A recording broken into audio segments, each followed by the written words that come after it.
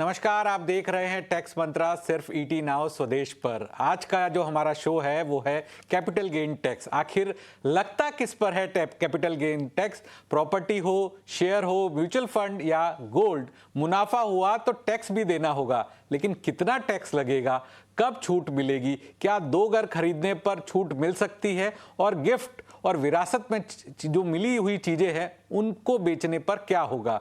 सभी सवालों का जवाब मिलेगा। हमारे साथ है सीए मुकुल मुंदड़ा, जो हमारे साथ जुड़े हैं टैक्स मंत्रा में, और आपको बताएंगे कि कैपिटल गेन से जुड़ी हुई जो तमाम उलझन है वो कैसे आसान हो सकती है। सबसे पहले मुकुल मुंदड़ा जी, आपका बहुत बहुत स्वागत है हमारे टैक्स मंत्रा शो में शामिल होने के लिए। आज आपने वक्त दिया, थैंक यू सो मच। सबसे पहले मैं शुरुआत यही करूंगा, हमारे दर्शकों के जो सवाल आते हैं कि कैपिटल असेट क्या होता है, इस पे कौन सी चीजें शामिल होती है और कौन सी चीजें शामिल नहीं होती है। Thank you so much Anurag, invite करने के लिए मुझे अपने शो पे। तो जैसा कि आज का आपने जो टॉपिक सजेस्ट किया है कैपिटल गेन के बारे में, और जो आपने पहला क्वेश्चन जो रेज किया है कि सर कैपिटल एसेट होता क्या है, क्या शामिल है और क्या नहीं शामिल है, तो इस पर मैं आपको हर चीज को मैं आपको लेमन लैंग्वेज में समझाने की कोशिश करूंगा ताकि आम आदमी तक ये चीज पहुंच पाए और वो चीज लोग जो है इस चीज को समझ पाए। तो कैपिटल एसेट यानी ये हुआ कि सर आपकी एसेट, आपकी संपत्ति। अब वो संपत्ति भौतिक हो सकती है यानी टेंजिबल हो सकती है, इनटेंजिबल हो सकती है। इसको और सरल भाषा में समझाऊं तो लेमन भाषा में इसको आप ऐसे समझे कि सर मेरी जो प्रॉपर्टीज है, मेरी लैंड, मेरी बिल्डिंग, मेरे शेयर्स, मेरे म्यूचुअल फंड्स, मेरे अनलिस्टेड शेयर्स, मेरे gold, gold bonds, mutual funds वगैरह, ये सारी की सारी कैटेगरीज जो है आपकी कैपिटल एसेट के दायरे के अंदर कवर होती है। अब इसमें कुछ ऐसे भी हैं जो सर कवर नहीं होती है। अब जो कवर नहीं होती है उसके बारे में आपको बताऊं तो उसमें एक आएगा सर आपके जो पर्सनल एसेट्स हैं। ठीक है, आपका अगर आप व्यापार कर रहे हैं तो उसमें आपका जो बिजनेस स्टॉक है, जो डे टू डे बिजनेस में आप खरीद रहे बेच रहे हैं, वो आपके कैपिटल एसेट के दायरे से बाहर होता है। आपके पास व्हीकल है, 4 व्हीलर है, 2 व्हीलर है, ये भी पर्सनल एसेट्स है। ये आपके इसमें जो है कैपिटल एसेट की डेफिनेशन से बाहर है। लेकिन यहाँ पे एक कैच ये है कि जब भी आप बिजनेस चला रहे हैं, उसमें आपके पास आपने व्हीकल्स दिखा रखे अपने बुक्स में, और उसके ऊपर अगर आप जो है डेप्रिसिएशन कैलकुलेट कर रहे हैं, क्लेम कर रहे हैं, तो उस सूरत में वो चीज जो है डेप्रिसिएबल एसेट है आपके पास, तो उसके ऊपर हमेशा ही शॉर्ट टर्म कैपिटल गेन लगेगा। वो कैपिटल दायरे से बाहर नहीं होगी, तो इस चीज का आप हमेशा ध्यान रखें। सेकेंडरी एक इसमें जो एक बड़ी कॉमन चीज है एग्रीकल्चरल लैंड। तो कुछ हद तक एग्रीकल्चर लैंड भी जो है कैपिटल एसेट के दायरे से बाहर है। ये आपने बताया, लेकिन अलग अलग जैसे एसेट की बात करें, शेयर हो गए, प्रॉपर्टी हो गई, म्यूचुअल फंड हो गए, तो इनके लिए होल्डिंग पीरियड कैसे तय होता है? अगर ये आप हमारे दर्शकों को बता पाएं। जी देखिए, जनरली जो होल्डिंग पीरियड को है 2 कैटेगरीज में डिफाइन किया गया है। एक 12 महीने का स्लॉट है, एक है 24 महीने का स्लॉट है। यानी अगर आप उसे 12 महीने के अंदर अंदर बेच देंगे तो वो शॉर्ट टर्म कहलाएगा, और उन एसेट्स को अगर आप 12 महीने के बाद बेच देंगे तो वो लॉन्ग टर्म कहलाएगा। तो अब मैं आपको जो इसकी क्लास है 12 महीने से जो कम है, जिन पे एसटीसीजी लगेगा, उनमें अगर मैं आपसे बात करूं, आपको बताऊं, तो उसमें एक तो लिस्टेड इक्विटी शेयर्स हो गए आपके। अगर इन्हें आप 12 महीने के अंदर बेच देंगे तो शॉर्ट टर्म हो जाएगा, 12 महीने के बाद बेचेंगे तो लॉन्ग टर्म। सिमिलरली आपकी जो इक्विटी ओरिएंटेड म्यूचुअल फंड्स है, उस पे भी सिमिलरली यही है। यूनिट्स ऑफ यूटीआई, उसमें भी सेम यही चलेगा। देन फिर आपका रिट्स जो आजकल बड़ा फेमस है, रिट्स और इनविट्स जो है, इनमें भी सेम जो है 12% का टाइम फ्रेम चलेगा। ये मैंने आपको बताया 12 महीने वाला। लेकिन कुछ एसेट्स ऐसी भी हैं जिनको आपको 24 महीने तक अगर आप उन्हें होल्ड करते हैं या 24 महीने बाद उन्हें बेचते हैं तो वो लॉन्ग टर्म कहलाएगा। लेकिन 24 महीने से पहले अगर आप उन्हें बेच देंगे तो वो शॉर्ट टर्म की डेफिनेशन के अंदर कवर होगा। तो उसमें आपका सबसे पहले सर अनलिस्टेड इक्विटी शेयर्स हो गए आपके, अनलिस्टेड शेयर्स हो गए आपके। देन आपका इमूवेबल प्रॉपर्टीज, अगर आप उन्हें बेचते हैं 24 महीने के अंदर अंदर तो शॉर्ट टर्म कैपिटल गेन है, अदरवाइज लॉन्ग टर्म में जाएगा। इसके अलावा आपके डेट म्यूचुअल फंड्स हो गए, गोल्ड म्यूचुअल फंड्स हो गए, ज्वेलरीज हो गई, सिल्वर्स हो गई, ये सब 24 महीने के टाइम फ्रेम के हिसाब से शॉर्ट टर्म और लॉन्ग टर्म कैलकुलेट होगा इनका। बिल्कुल। तो 12 महीने की जो ड्यूरेशन है वो अलग है इक्विटी शेयर्स के लिए, और ये जो आपने 3-4 चीजें बताई जहां पर 2 साल का है, तो अगर लॉन्ग टर्म और शॉर्ट टर्म कैपिटल गेन पर टैक्स की क्या दरें हैं? क्या इसमें भी फर्क है या फिर अब सरकार ने इसे एक समान कर दिया है?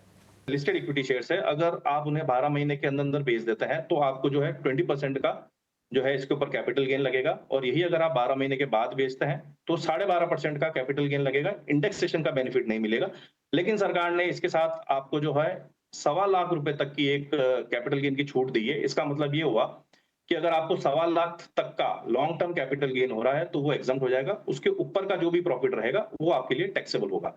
ये सेम की सेम चीज इक्विटी ओरिएंटेड म्यूचुअल फंड के साथ भी रहेगी। अगला सर यूनिट्स ऑफ यूटीआई की अगर बात करें तो शॉर्ट टर्म यानी 12 महीने के अंदर अगर आप बेच देते हैं तो स्लैब जो आपका इनकम का जो स्लैब चल रहा है, टैक्स का स्लैब चल रहा है, उसके हिसाब से इसके ऊपर टैक्स लगेगा। 12 महीने के बाद बेचते हैं तो फ्लैट 12.5% है। इसमें इंडेक्सेशन या जो 1.25 लाख तक की छूट जो आपको मिलनी है वो इसके अंदर कंसिडर नहीं होगी। रेट्स और इनविट्स की अगर बात करें, सेम वही है। इसमें भी 12 महीने अगर का पीरियड है उसके अंदर बेच देंगे तो 20% का आपका शॉर्ट टर्म कैपिटल गेन आएगा। लॉन्ग टर्म के लिए इसमें 12.5% विदाउट इंडेक्सेशन और 1.25 लाख की छूट लेकिन आपको रिट्स इनविट्स के अंदर भी प्राप्त होगी। ये मैंने आपको बताया टाइम फ्रेम जो 12 महीने वाला है। अब 24 महीने की अगर बात करें तो जिनको आप 24 महीने के पहले पहले बेच देंगे तो वो शॉर्ट टर्म कहलाएगा और 24 महीने के बाद बेचते हैं तो वो लॉन्ग टर्म जाएगा। तो इसमें है सर पहला अनलिस्टेड शेयर्स। इसमें अगर शॉर्ट टर्म की बात करें तो सर स्लैब के हिसाब से इसमें कैलकुलेशन होगी। लॉन्ग टर्म में जो है सर ये 20% के साथ विथ, लेकिन इसमें सर आपको इंडेक्सेशन का बेनिफिट मिलेगा अगर अनलिस्टेड शेयर लॉन्ग टर्म में बेच रहे हैं। टर्म में सेकेंडली अगर बात करें लिस्टेड सर शेयर इसमें में एक बार इमूवेबल वापस प्रॉपर्टी, आपसे समझना चाहूंगा, लॉन्ग टर्म के अंदर अगर जो अनलिस्टेड शेयर्स है वहां पर टैक्स की दर क्या होगी? लॉन्ग टर्म में टैक्स की दर जो है सर अनलिस्टेड शेयर्स में 20% के हिसाब से है, अच्छा, लेकिन इसमें आपको इंडेक्सेशन का बेनिफिट मिलेगा। ओके ओके ओके, ठीक ठीक है है। सर। अब इमूवेबल प्रॉपर्टी की अगर बात करें, शॉर्ट टर्म में बेच रहे हैं 24 महीने से पहले तो स्लैब का रेट चलेगा। जो भी आपका रूटीन जो आप आईटीआर फाइल कर रहे हैं, जो आपकी इनकम जिस हिसाब से टैक्सेबल हो रही है उसी तरीके से आपका जो है इमूवेबल प्रॉपर्टी शॉर्ट टर्म पे कैलकुलेट होगा। लॉन्ग टर्म में इसमें जो है सर दो चीजें हैं जिसको आपको गौर फरमाना है, ध्यान रखना है। अगर आपने अपनी प्रॉपर्टी 22 जुलाई 2024 से पहले की अगर खरीद रखी है, उसको अगर आप बेच रहे हैं एज ए लॉन्ग टर्म और प्रॉफिट हो रहा है, तो सर वहां पे दो ऑप्शंस जो है जनता के पास अवेलेबल रहेंगे। वो है पहला 20% वाला विद इंडेक्सेशन जा सकते हैं, लेकिन अगर उन्हें बेनिफिट मिल रहा है दूसरे ऑप्शन में तो वो भी ऑप्ट कर सकते हैं। लेकिन उसमें जो टैक्स रेट है वो घट के 12.5% हो गई है, लेकिन उसमें आपको इंडेक्सेशन का बेनिफिट नहीं मिलेगा। ये फर्स्ट ऑप्शन है। सेकंड ऑप्शन ये है, सेकंड जो इन्होंने ये कर दिया कि सर अगर आपने प्रॉपर्टी ही 23 जुलाई 2024 के बाद बेची है और आप भविष्य में कभी लॉन्ग टर्म में अगर उसको बेच रहे हैं तो वहां पे फ्लैट 12.5% का इन्होंने टैक्स का स्लैब कर दिया है। वहां इंडेक्सेशन का बेनिफिट आपको नहीं मिलेगा सर। बिल्कुल, तो मोटा और मोटा हमारे दर्शकों को ध्यान रखने की ये जरूरत है कि मोटा मोटा शॉर्ट टर्म कैपिटल गेन पे 20% टैक्स लग रहा है, यानी 1 साल से पहले और कुछ स्थिति में 2 साल से पहले, और लॉन्ग टर्म कैपिटल गेन में 12.5% है। तो ये क्या ये इंटरप्रिटेशन सही है? मोटा मोटा 12.5 और 20% शॉर्ट टर्म लॉन्ग टर्म में? यही है आम, जी जी, मोटा मोटा वो यही है। आम आदमी के लिए यही चीजें काम आने वाली है और इनसे उनका मेरे हिसाब से पर्पस सर्व भी हो जाएगा। बिल्कुल। अगला सवाल मुकुल जी मेरा ये होगा कि अगर किसी ने अप्रैल 2001 से पहले खरीदी प्रॉपर्टी पर टैक्स भरना है तो वो कैसे होगा? अगर अप्रैल 2001 से पहले आपने प्रॉपर्टी खरीदी है और उसको बेच रहे हैं तो उस पर लॉन्ग टर्म कैपिटल गेन की लायबिलिटी कैसे आएगी? ये बड़ा इंटरेस्टिंग क्वेश्चन है सर। जनरली ये होता है कि जब कोई प्रॉपर्टी अपनी बेच रहा है तो उसकी कैपिटल गेन के लिए उसके लिए परचेस कॉस्ट अपन उसमें से लेस करते हैं। तो रूटीन में तो सर ये होता है कि जिस रेट पे उसने खरीदी थी वो उसकी परचेस कॉस्ट है वो लेस हो जाएगी, देन प्रॉफिट आपका कैलकुलेट हो जाएगा। लेकिन अगर आपके पास कोई ऐसी प्रॉपर्टी पड़ी है, पेरेंट से गिफ्ट हो सकती है आई हुई है, आपने खरीद हो सकती है, इनहेरिटेंस में आपको कोई प्रॉपर्टी मिली हो जो 1 अप्रैल 2001 से पहले की आपके पास आ रखी है, तो उसमें जो है कैलकुलेशन का फॉर्मूला थोड़ा सा ऑल टुगेदर डिफरेंट है। उसमें सरकार ने ये कह रखा है कि सर अगर आपके पास 1/4/2001 से पहले की कोई प्रॉपर्टी है तो उसपे 1/4/2001 की फेयर मार्केट वैल्यू आप निकाल के वो रेट पकड़ सकते हैं। तो अब इसमें आप दो ऑप्शन है। अगर हो सकता है आपने जिस रेट पे ओरिजिनली खरीदी है वो फेयर मार्केट वैल्यू से अगर ज्यादा आ रही है तो विच एवर इज हायर वो आपके पास ऑप्शन है, आप उसको वो ऑप्ट कर सकते हैं और वो आपकी परचेस कॉस्ट जो है वो मानी जाएगी।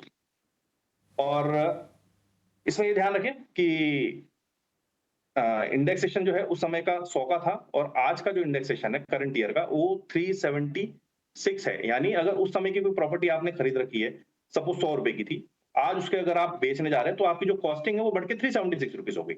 उसको इस तरीके से समझिए आप, यानी आपकी परचेज वैल्यू बढ़ गई है। बिल्कुल। तो आपने जो इंडेक्सेशन की बात करी तो मैं ये समझना चाहता था कि इंडेक्सेशन का फायदा क्या है और अब किन किन एसेट्स पे जो इंडेक्सेशन है वो मिल रहा है? Indexation sir basically short term में तो ये अप्लाई होता नहीं है। ये सिर्फ बेसिकली उनके लिए है जो लॉन्ग टर्म कैपिटल गेन हो रहा है प्रॉपर्टीज के अंदर आपको।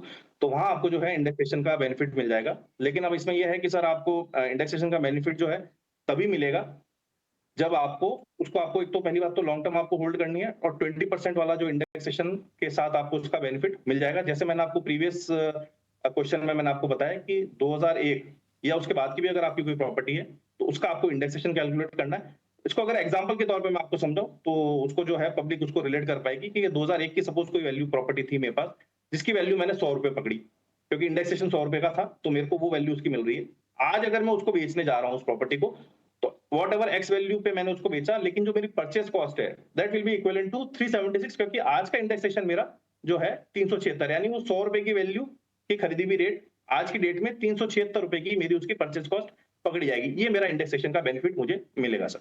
ओके, तो 376 रुपए उसकी वैल्यू मानी जाएगी, और अगर आप उसको 500 रुपए में बेच रहे हैं तो 500 और 376 का जो डिफरेंस है राइट, उस पर 12.5% टैक्स लगेगा। क्या सही है ये? करेक्ट सर, बिल्कुल बिल्कुल बिल्कुल सही सही समझा सर। बिल्कुल। आगे बढ़ता हूं और अगला सवाल मेरा है गोल्ड और गोल्ड ईटीएफ से जुड़ा हुआ सॉवरेन गोल्ड बॉन्ड पर क्या टैक्स लगता है, क्योंकि हमने देखा है पिछले कुछ सालों में लोगों ने जमकर सॉवरेन गोल्ड बॉन्ड में निवेश किया, वहां पर भी अच्छे रिटर्न मिले, लेकिन टैक्स अब उस रिटर्न को आप जब बेचोगे, जो गोल्ड बॉन्ड में आपने निवेश किया है, तो वहां पर टैक्स की लायबिलिटी क्या आएगी? देखिए सर, फिजिकल गोल्ड हो गया, ज्वेलरी हो गई, या आपकी सिल्वर हो गई, यहाँ तक कि गोल्ड ईटीएफ या आपका गोल्ड म्यूचुअल फंड्स, इनमें जो है सिनेरियो सेम है। अगर आप इसे शॉर्ट टर्म में अगर आप बेच रहे हैं यानी 24 महीने से अंदर अंदर, तो जो आपका इनकम टैक्स का जो स्लैब चल रहा है उसके हिसाब से इसका टैक्सेशन लगेगा। 24 महीने के बाद बेच रहे हैं तो 12.5% का जो है आपका इसमें कैपिटल गेन का जो है रेट आएगी। इंडेक्सेशन का बेनिफिट इन दोनों में नहीं मिलेगा। सोवरेन गोल्ड बॉन्ड्स में थोड़ा सा ऑल टुगेदर डिफरेंट है। इसमें कुछ एक चीजें अच्छी और हैं। इसमें पहले मैं आपको कैपिटल गेन के अलावा एक चीज और इसमें मैं ऐड करना चाहूंगा कि इसमें सर आपको 2.5% का सालाना जो है इंटरेस्ट भी जो है गवर्नमेंट ऑफ इंडिया देती है, लेकिन वो इंटरेस्ट जो है आपका टैक्सेबल है। सोवरेन गोल्ड बॉन्ड्स में जो सर 8 साल की सर इनकी मैच्योरिटी टाइम लिमिट है। अगर आप उसको 8 साल तक पूरा होल्ड कर लेते हैं और मैच्योरिटी पर ही बेचते हैं तो आपका सर कैपिटल गेन भी फ्री हो गया। लेकिन अगर आप उसे बीच में ही कहीं उसको विड्रॉ करते हैं, उसको अगर आप बेच देते हैं, तो 12 महीने के अंदर अगर आप उसे बेच देंगे तो शॉर्ट टर्म का कैपिटल गेन आएगा स्लैब के हिसाब से। 12 महीने के बाद अगर आप उसे बेच रहे हैं तो आपका 12.5% के हिसाब से लॉन्ग टर्म कैपिटल गेन की कैलकुलेशन इसमें होगी सर। वक्त हो चला एक ब्रेक का। ब्रेक के बाद कुछ और मुद्दों पे चर्चा करेंगे। सीए मुकुल मुंदड़ा हमारे साथ बने हुए हैं, लेकिन जल्द हाजिर होते हैं इस छोटे से ब्रेक के बाद।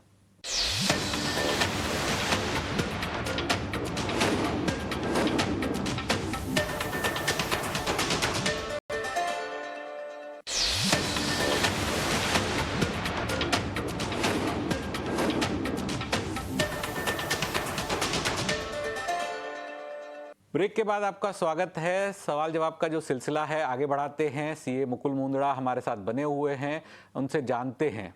इक्विटी म्यूचुअल फंड पे तो अब आपका कहना है कि बिल्कुल नियम आसान है। शॉर्ट टर्म लॉन्ग टर्म 1 साल से ज़्यादा जो है वो लॉन्ग टर्म में आ गया, 1 साल से कम है वो शॉर्ट टर्म में, या फिर म्यूचुअल फंड के अंदर भी कुछ और डिफरेंसेस है, डाइवर्जेंस है? ठीक है, म्यूचुअल फंड में जैसे हमने अपने पहले चर्चा करी, अगर आप शॉर्ट टर्म में बेच देंगे 12 महीने के अंदर अंदर तो वो शॉर्ट टर्म कैपिटल गेन आएगा 20% के हिसाब से। और अगर आप इसे लॉन्ग टर्म यानी 12 महीने के बाद बेच रहे हैं तो 12.5% का इसके ऊपर जो है आपको टैक्स आ जाएगा और इंडेक्सेशन आपको मिलना नहीं है। लेकिन 1.25 लाख रुपए तक का जो मैंने आपको बताया इसमें सर, कि सपोज अगर आपको 2 लाख रुपए का प्रॉफिट हो रहा है तो पहले 1.25 लाख लॉन्ग टर्म प्रॉफिट जो है, लॉन्ग टर्म कैपिटल गेन है, वो फ्री हो जाएगा। बचा हुआ जो मेरा 75,000 है वो मेरा लॉन्ग टर्म कैपिटल गेन कहलाएगा और उसके ऊपर मेरे को 12.5% के हिसाब से टैक्स देना होगा। बिल्कुल, ये इक्विटी म्यूचुअल फंड में हो गया, लेकिन डेट म्यूचुअल फंड और मार्केट लिंक डिबेंचर पर क्या 2023 के बाद कुछ बदलाव हुए हैं?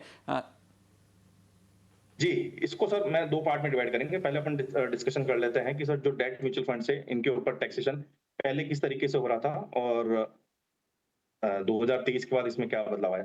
कि सर उसका अगर आपका इन्वेस्टमेंट ऑन और बिफोर 31 मार्च 2023 से अगर पहले का है तो वहां पे जो सीनेरियो था सर, लॉन्ग टर्म वो कहलाएगा अगर आपकी होल्डिंग पीरियड 36 मंथ्स और मोर है, और उस केस में आपका 20% का कैपिटल गेन का रेट था विद इंडेक्सेशन। और 36 महीने के अंदर अगर आप उसे बेच देते तो वो आपका शॉर्ट टर्म कहलाता और आपका स्लैब रेट के हिसाब से ये चलता। कब? जब आपने इन्वेस्टमेंट कर रखा है एज ऑन और बिफोर 31 मार्च 2023।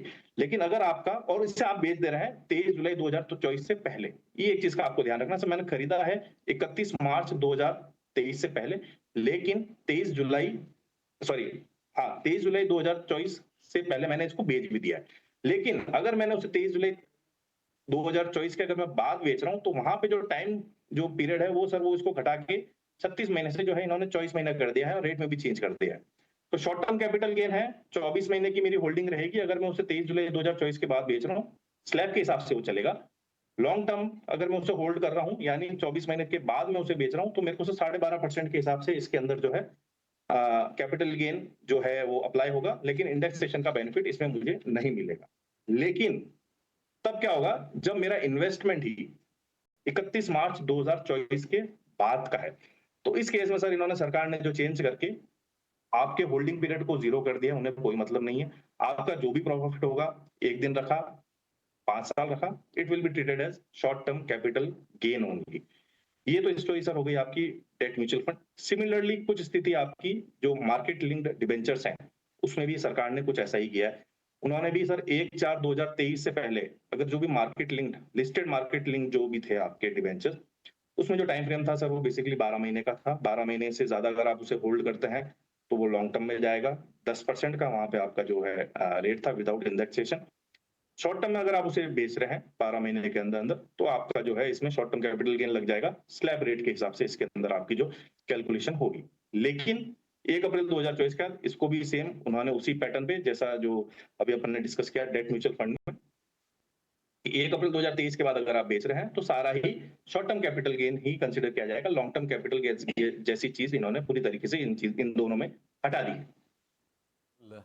काफ़ी कॉम्प्लिकेटेड सिचुएशन है, यानी आपने बहुत आसान भाषा में हमारे दर्शकों को बताया कैसे बदलाव हुए हैं डेट म्यूचुअल फंड के अंदर। तो दर्शकों को ये चीज़ नोट करने की ज़रूरत है जो tax expert CA Mukul Mundra ने बताया है। आगे मैं आपसे समझने चाहूँगा कि क्रिप्टो और डिजिटल एसेट्स पर टैक्स कैसे लगता है, क्योंकि हमने देखा है कि क्रिप्टो के अंदर चलन बहुत बड़ा है, लोगों ने पैसा गंवाया है, शायद किसी ने बनाया भी होगा, तो उन पर टैक्स कैसे लगता है और क्या जो नुकसान जो होता है, क्योंकि ज़्यादातर लोग तो नुकसान करते हैं, तो उसे कहाँ एडजस्ट किया जा सकता है? जी, बिल्कुल ये आपने सही कहा सर। मैं भी जब रिटर्न फाइल करता हूँ तो मुझे तो अभी तो कोई बंदा नहीं मिला ऐसा जिसने क्रिप्टोज में या वर्चुअल डिजिटल एसेट्स के अंदर कोई प्रॉफिट कमाया हो। लेकिन अगर इसकी टैक्सेशन की बात करें तो सरकार बहुत टाइट है इसको लेके। सरकार ने इस पे फ्लैट जो सर है 30% का स्लैब रख रखा है। फ्लैट 30% के हिसाब से इसके ऊपर टैक्सेशन लगेगा। कॉस्ट अच्छा अब इसमें से माइनस क्या करेंगे सर, वो एक आपको जैसा भी अपन रूटीन में जब हमारे इक्विटी शेयर्स की जब बात करते हैं उसमें जब प्रॉफिट कैलकुलेट करते हैं तो इसमें आपका एसटीटी हो गया, ब्रोकरेज हो गया, कमीशन, दूसरे बहुत सारी चीजें हैं, वो सब लेस करके बचता है वो मेरा प्रॉफिट है। लेकिन यहाँ इन्होंने सिर्फ कॉस्ट ऑफ एक्विजिशन में सिर्फ और सिर्फ आपकी जो उसकी परचेज रेट है, जिस रेट पे आपने उस बिटकॉइन या जो दूसरी डिजिटल एसेट्स है उनको खरीदा, सिर्फ वही लेस होगा। इसके अलावा जो दूसरे खर्चे जो कुछ और लग रहे हैं वो इसमें से बिल्कुल भी लेस नहीं होते हैं। अच्छा अब जो आपने सेट ऑफ की और कैरी फॉरवर्ड की बात की सर, यहाँ भी बहुत रिस्ट्रिक्शंस है।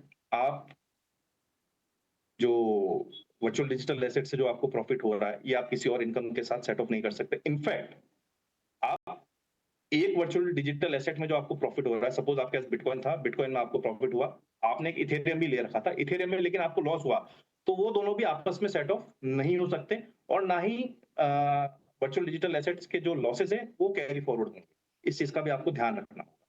तो मतलब जिस साल का है उसी साल में उसका सारा एडजस्टमेंट हो जाएगा, अगले साल कुछ भी कैरी फॉरवर्ड नहीं हो पाएगा इसके अंदर। बिल्कुल। आपने एक इंटरेस्टिंग बात बताई कि आप जितने भी रिटर्न भरते हैं, तो अभी तक कितने रिटर्न आपने भरे हैं जिसमें क्रिप्टो के अंदर लोगों का नुकसान ही नुकसान हुआ है? एग्जैक्ट फिगर तो नहीं है बट फिर भी ऑन एन एवरेज सर 150 पौने 200 रिटर्न ऐसे होंगे जिसके अंदर हमने ये डिजिटल एसेट्स के ट्रांजेक्शन दिखाए हैं, बट सबके सब लॉस में है। सबके सब लॉस में है। और एवरेज लॉस कितना होता है? कम होता है या बहुत ज्यादा भी होता है लोगों का? डिपेंड सर, क्योंकि बिटकॉइन हर कोई आदमी खरीद नहीं सकता। एक बिटकॉइन तो सब जो है उसके पोर्शन के अंदर खरीदते हैं, तो किसी में 1000 रुपए किसी, लेकिन हाँ जो भी परसों मैंने एक जरूर रिटर्न फाइल किया था तो the loss went to around 4 lakhs। 4 lakh 4 lakh का बिटकॉइन का। नुकसान। लेकिन इंटरेस्टिंग जी।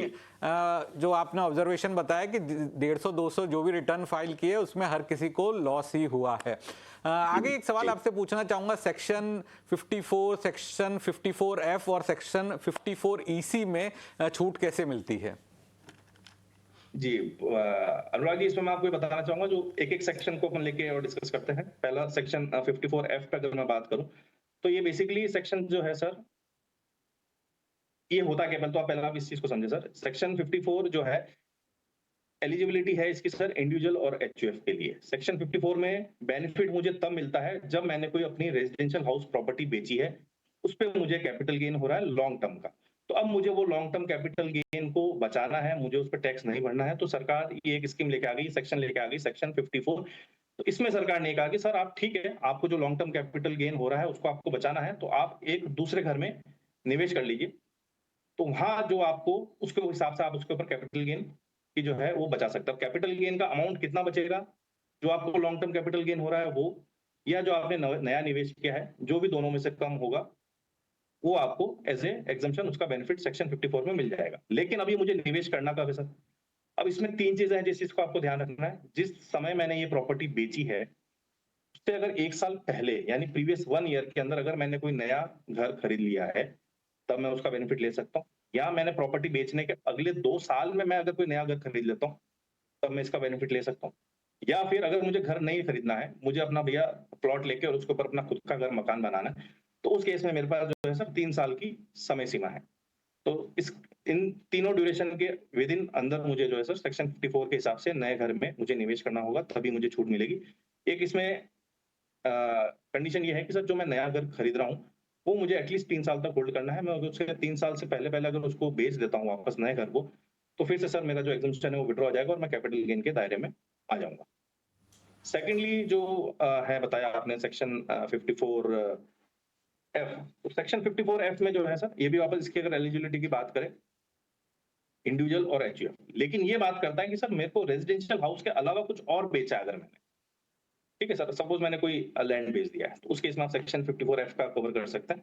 कोई भी, या मैंने कोई दूसरी कोई भी लॉन्ग टर्म एसेट बेची, लेकिन अदर देन हाउस, निवेश मेरा वापस रेजिडेंशियल हाउस के अंदर इसमें होगा, तो मैं सेक्शन 54F का जो है बेनिफिट ले सकता हूँ। टाइम फ्रेम जो मैंने 54 में बताया, प्रॉपर्टी बेचने से 1 साल पहले अगर मैं खरीद लेता हूँ घर, या प्रॉपर्टी बेचने के 2 साल बाद खरीद लेता हूँ, या प्रॉपर्टी बेचने के 3 साल के अंदर अंदर मैं नया घर अपना बना लेता हूँ, तो मेरे को इसका बेनिफिट मिल जाएगा। अच्छा, मुझे एग्जम्पशन का बेनिफिट कितना मिलेगा, वहां तो मैंने आपको बताया कि sir which ever is lower. इसमें ऐसा नहीं है, इसमें एक फॉर्मूला दे रखा है, कैलकुलेशन दे रखी है, उस कैलकुलेशन के हिसाब से मेरे को जो है बेनिफिट मिलेगा। तो कैलकुलेशन कुछ ऐसी है, जो मैं नए घर में निवेश कर रहा हूँ, that is your amount invested, उसको आप डिवाइड करेंगे, आपका जो नेट सेल्स कंसिडरेशन उससे आपको डिवाइड करना है, देन आपको उसको मल्टीप्लाई करना है जो आपका लॉन्ग टर्म कैपिटल गेन आ रहा है। तो जो आपके पास जो फिगर आएगा, उस अमाउंट का आपको जो है एग्जम्पशन इसमें मिलेगा। अब इसमें एक कंडीशन भी है, उस चीज को आपको ध्यान रखना है कि सर जब मैं ये घर बेच रहा हूँ, तो उस समय मेरे पास सिर्फ एक ही घर पुराना हो सकता है, नए घर को छोड़ के। मतलब एक से ज्यादा घर की मेरे पास होल्डिंग नहीं होनी चाहिए, तो ही मैं इस सेक्शन का जो है सर बेनिफिट ले सकता हूँ। तीसरा सेक्शन आपने जो मुझसे पूछा 54EC, तो 54EC में सारी लॉन्ग टर्म एसेट्स आपके कवर हैं। आप लैंड बिल्डिंग कुछ भी हो सकता है, अगर उसमें आपको प्रॉफिट हो रहा है, निवेश भी इसमें आपको घर में नहीं करना है। इसमें इन्होंने क्या किया सरकार ने कि सर, अच्छा, और इसके अंदर मैं एक चीज और ऐड कर दूं, कोई भी टैक्स पेयर, ये इंडिविजुअल या खाली एचयूएफ के लिए, कोई भी इसमें पार्टनरशिप कंपनी, हर कोई जो है इसमें निवेश कर सकती है, इसका अगर इस सेक्शन का उनको बेनिफिट लेना है। तो इसके अंदर सर आपको जो निवेश करना होगा, वो करना होगा बॉन्ड्स में। बॉन्ड्स से मेरा मतलब है, स्पेसिफाइड बॉन्ड्स आते हैं सर, कैपिटल गेन के बॉन्ड्स आते हैं, issued by NHAI, national highway authority of India, और REC, रूरल इलेक्ट्रिफिकेशन कॉर्पोरेशन। ये कुछ कंपनीज है जो जिनके बॉन्ड्स आते हैं, जिनमें आपको निवेश करना है। और यहाँ आपका लॉक इन पीरियड जो है सर वो 5 साल तक का रहेगा, और इनमें 5 साल तक आपको निवेश करना है। लेकिन जो इस कंपनीज में जो आपको निवेश करना है, इनके बॉन्ड्स में जो निवेश करना है, वो आपने जिस तारीख को आपने अपने प्रॉपर्टी या जो सेल करी है, उसके 6 महीने के अंदर अंदर आपको जो है इसमें निवेश कर देना है, तभी आपको बेनिफिट मिलेगा। लेकिन साथ ही इसमें लिमिट का भी आपको ध्यान रखना है कि जो मैक्सिमम बेनिफिट जो मुझे अवेलेबल है, वो इसमें 50 लाख रुपए तक का ही है। तो सेक्शन 54EC में मैं 50 लाख रुपए तक का बेनिफिट ले सकता हूँ। तो सर ये तीनों ही सेक्शंस जो मैंने आपको समझाया बारी बारी, ये तीनों सेक्शन इस तरीके से फ्लो करते हैं और आपका इनके हिसाब से आप इनका बेनिफिट ले सकते हैं। तो मुकुल जी बहुत बहुत धन्यवाद हमारे साथ शामिल होने के लिए। लेकिन टैक्स मंत्रा के शो में फिलहाल इतना ही। बाकी खबरों के लिए आप बने रहिए ईटी नाउ स्वदेश के साथ।